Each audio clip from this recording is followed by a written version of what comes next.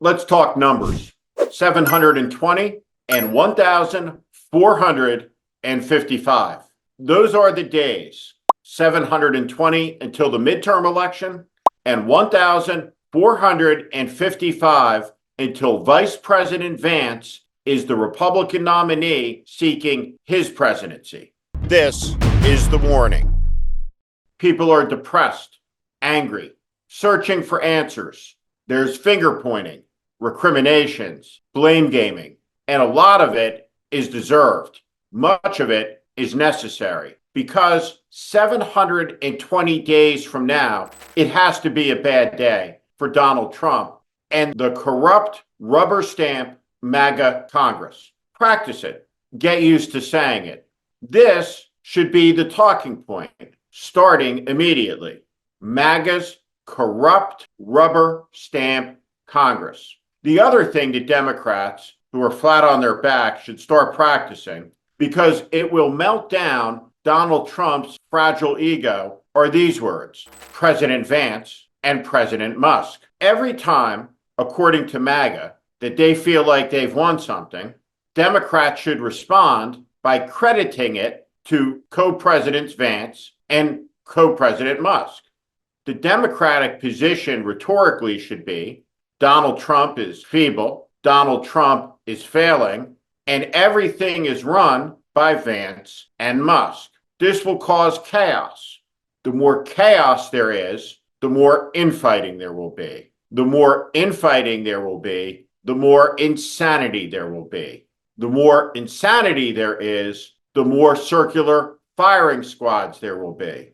And the more circular firing squads there are, with vicious MAGAs in the White House leaking on each other, trying to tear each other down to be the closest MAGA to Trump, from there will be opportunity, starting with the fact they'll have less time to do the truly awful things that they plan to do. A week has passed, and now it's clear Donald Trump was not just talking during the election. He's arriving in Washington, D.C. with a sledgehammer, and he's going to use it. He's going to use it on the marble edifices of some of our most important institutions. Now, they're not perfect, far from it, but the ones that Donald Trump is going to smash mostly came into being in the aftermath of humanity's greatest event and most deadly crisis, the Second World War. Within the span of a human lifetime,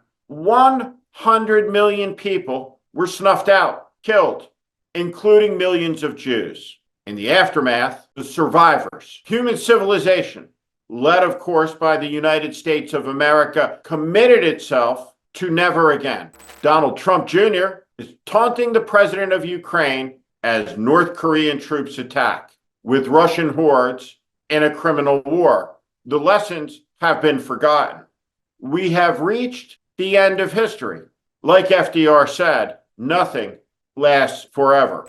Donald Trump will smash NATO. Donald Trump will smash the Justice Department. Donald Trump will go after his enemies, and for at least the next 2 years, every day, Donald Trump will be in a position to say, I told you exactly what I was going to do, and now I am doing it.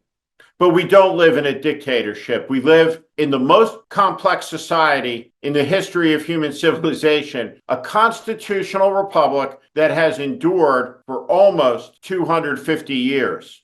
We will use the Constitution of the United States of America as our shield. We will use the First Amendment as our shield. We will talk about the future of the country under the First Amendment as free Americans, born that way, who have every right to stand up at every turn for any reason and to look at Donald Trump and say no. And we will have to do that because Trump is assembling a team of extremists who will do terrible things. The simple truth is Donald Trump was treated for the last 4 years as Voldemort, a prop, a convenience. And now, instead of being a get out the vote monster, he's going to be something very different. Let's look at two of the people who are appointed to high office by Donald Trump, the white nationalist and political extremist Stephen Miller. Let's watch. The cartels are gone. The criminal migrants are gone. The gangs are gone. America is for Americans and Americans only. The simple truth of the matter is, most of Donald Trump's nominees will not be successfully opposed by the Democrats. But it is essential that the Democratic Party draw a line in the sand and oppose the worst of the worst. And the worst of the worst is Kristi Noem. This woman should have been convicted for animal cruelty. The story she told about shooting a misbehaving dog was the sickest of the 2024 election cycle. This woman is reported to be Corey Lewandowski's mistress. She gave a replica of Mount Rushmore to Donald Trump with Donald Trump's likeness carved into it, next to George Washington and Abraham Lincoln and Teddy Roosevelt. It was obscene, just like the obscenity of Kristi Noem's appointment.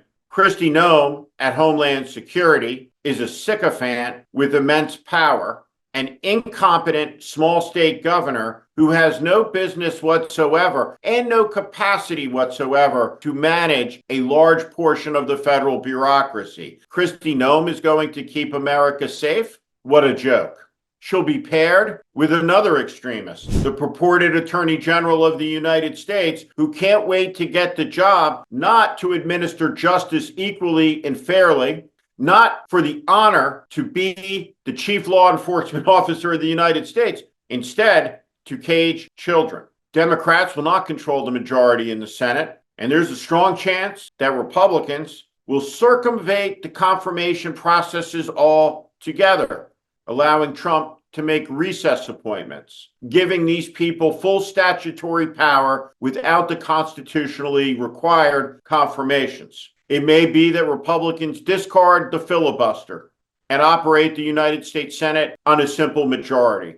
What we will see from the Senate Republicans and the House Republicans is a rubber stamp MAGA Congress. Presidents, in my view, are entitled to a benefit of the doubt and a broad discretion surrounding the people they wish to serve the country working for them. Democrats must draw a line.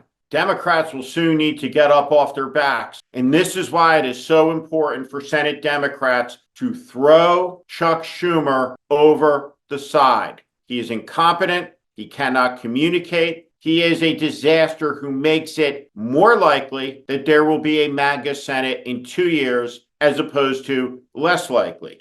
The Republicans are getting rid of Mitch McConnell. His constant pair, his yin to McConnell's yang, is Schumer. The hands of the country are now in Trump's, and the opposition is in Chuck Schumer's. I hope all of you see the problem, and you're outraged over it. One of the principal architects of $1 billion failed political strategy that resulted in Homeland Security Secretary designate Kristi Noem and an Attorney General nominee who wants to cage children for sport. Trump ran as a fascist. He's putting the people in place to govern as one. Soon, he'll take his first action as one. And this site will not be afraid to call it for what it is. The failure of imagination about the Trump threat, the failure to confront this effectively, the failure to stop it, is among the gravest and greatest in American history. It is otherworldly, yet here we are. And the people who are the architects of it say, it's time to move on. 1 week later, don't look here. You can't make it up. These are going to be tough years for America. And each hour, Trump's appointments are going to make the picture ahead darker and darker. The spectacular unfitness of these people, combined with the spectacular emotional disorders of so many, will harvest a disaster.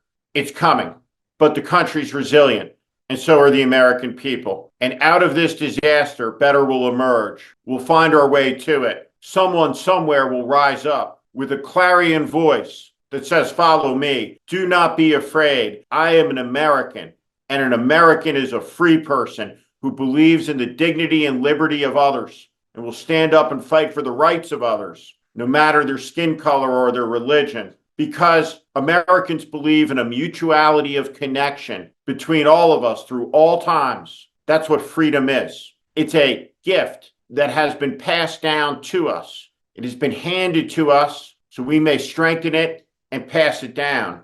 That freedom is under threat. A lot of it is going to be taken away or attempted to be stolen from us in the next 4 years by a cabal of dishonest hucksters led by a fascistic grifter, a world-class demagogue who exploited the dishonesty and hypocrisies of his opponents, which the American people saw clearly, and took power with the promise built on a foundation of lies that's one of the oldest in the book, that I alone can fix it, and with enough power I can sweep away all of your problems.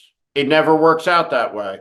And the truth is, for the most part, our ancestors, they had the wisdom, they had the discernment, they had the common sense to see it coming when it came, unlike their children and grandchildren.